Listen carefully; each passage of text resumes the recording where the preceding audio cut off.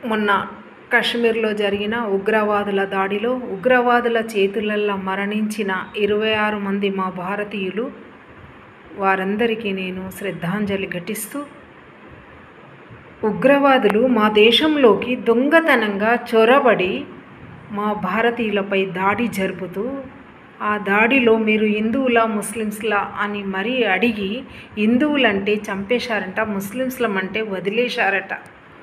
ఇది ఎంత దారుణం! మతం అడిగి చంపేశారు. మహిళలేమో ఏడుస్తూ, మా భర్తలను చంపేశారు కదా, మమ్మల్ని కూడా చంపేయండి, మేము కూడా చనిపోతాం, మా భర్తలు ఏంటా అని ఏడుస్తుంటే, మిమ్మల్ని చంపేయం, ఎందుకంటే చెప్పుకోవడానికి ఉండాలి కదా, మీరు చెప్పుకోండి మీ మోడీకి అంటూ పారిపోయారట. ఒరేయ్, ఆ రోజున ఆ 26 మంది మహిళల సింధూరాన్ని తుడిచేశారు కదా, ఆ సింధూరమే ఈరోజు మిమ్మల్ని వెంటాడి చంపుతుందిరా. కూకటి వేళ్లతో పెకిలించి మిమ్మల్ని భూస్థాపితం చేస్తుంది. ఇదిరా మా మోడీ అంటే. మా మోడీ అంటే ఒక పవర్, ఒక ఫైర్.